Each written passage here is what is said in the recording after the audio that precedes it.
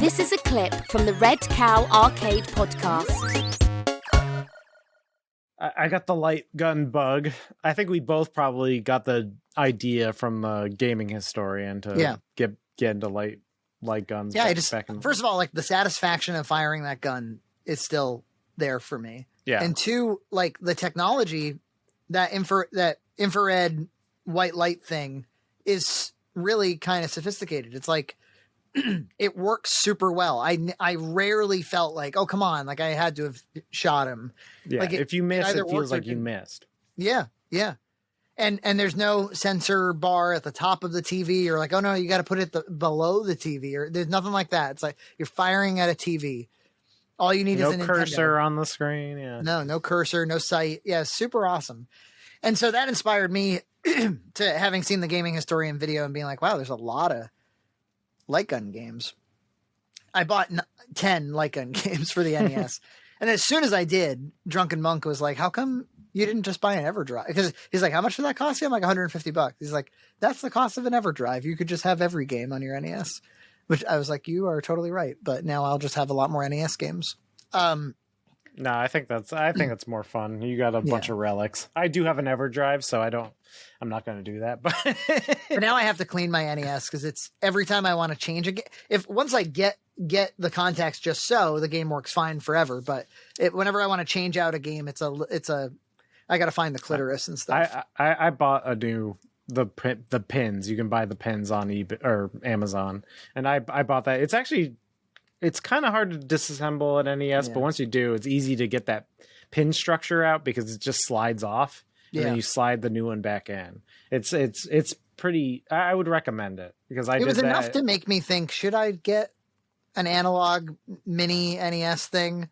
And I looked into it, and they're only aftermarket. Just get the contacts. Your NES still works. Just get the contacts replaced. I think that's fine. Right.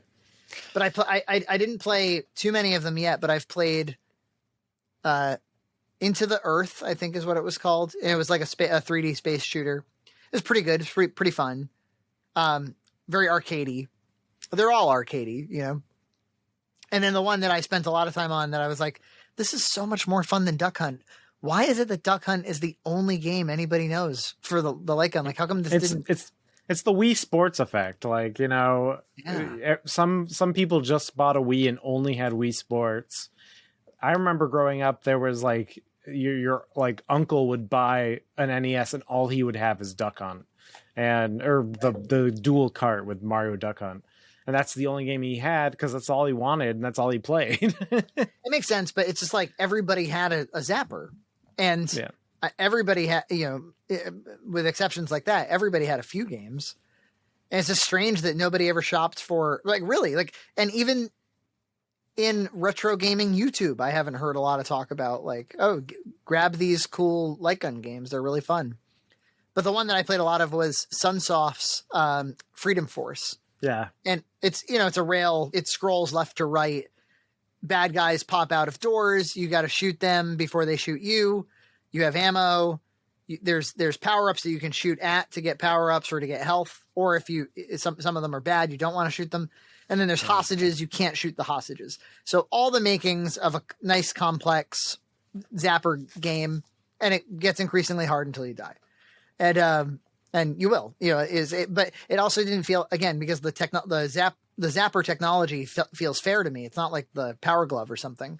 It makes me want to get good at it. And I just love it. I was like, this is great. I can't believe I want more like infrared based light gun games. I wish they had infinity of them. Yeah, I played Freedom Force too from your recommendation, and it is really fun. It's surprising how sophisticated it is, especially because, my memory of NES was basically just Duck Hunt, and I think people were so enamored with like the NES controller at the time that I think going beyond going to the Zapper was just seemed like too much or something. I was wondering if I should show Gabriel Duck Hunt, and you were saying that Gloria had some opinions about Duck Hunt as well. And I'm like, I don't know if I really, because I don't think he's even seen a gun before. I don't even think he knows what they are. Yeah. So to be like, I want to introduce this thing to him where you're like murdering animals. Like he would have so many questions. I have to explain like the Second Amendment to him. I don't really want to go down this avenue. In Duck Hunt, they don't really gloss over it. It's like, you know, the dog grabs them by their scrawny necks to show you that they're dead, and the duck is very dead, and the way they twirl. There's bullets on the screen, like you're shooting them with bullets. Man, that was, you know, and Freedom Force. By the way, I was surprised to see blood. Like you're shooting them, and there's some sort of red squib marker. When you hit them. We got what was it called? The action set, where you get the Olympic pad and the Zapper, and it was a 3-game cart. And I actually didn't even know that there was a cart for a long time. When I was a kid, I didn't know there was a cart that was just Duck Hunt and Mario. I thought everybody had the 3-in-1. Yeah, I had the 2-in-1. I have a bunch of them because every eBay, you get anything on eBay, it comes with like a Duck Hunt Mario, and I think I have 3 Zappers, maybe 2. I don't know. I have a lot of sometimes the auctions would come with that. As soon as you buy because I want one game, and like to buy all 3 of the things, I was like, oh, that's the price of one game, so I'll just get that. And Duck Hunt's the second highest, for that reason, is the second highest selling NES game after Super Mario Brothers. Yeah. And I'm like, so that means everybody has a Zapper, and they never bought more Zapper games. It's just a little strange, but maybe it speaks to the fact that like there were, you know, to get the most bang for your buck, maybe you didn't want to get a Zapper gun game because they're just kind of pick up and play. They're kind of mini games, you know, you get a lot less than you do with Mario 3, let's say. You were talking shit about the censor bar, but I remember we had a kind of a resurgence of shooter games, which was kind of fun. I had House of the Dead Overkill, and maybe I'll play that. Dead Space. Was it Dead Space? There was a Dead Space game that was basically an on-rail shooter, and it was really fun. And it was kind of like a resurgence of that Duck Hunt style thing. And you can literally buy Duck Hunt on the Wii U Virtual Console with the Wii. Yeah, but then you have a site. You have a site. It's kind of all the games do have a site, but I remember playing a lot of House of the Dead Overkill with my friend, and we would just like have pizza in one hand and the Wii remote in the other hand. Now, are you shooting with the Wiimote, or does it come with some kind of a? No, you just shoot with the Wiimote. I mean, you could get like some sort of gun. They have a ton of gun peripherals now. A lot of people make arcade 1-ups that have the Wii in it because there's so many good light gun shooters for the Wii.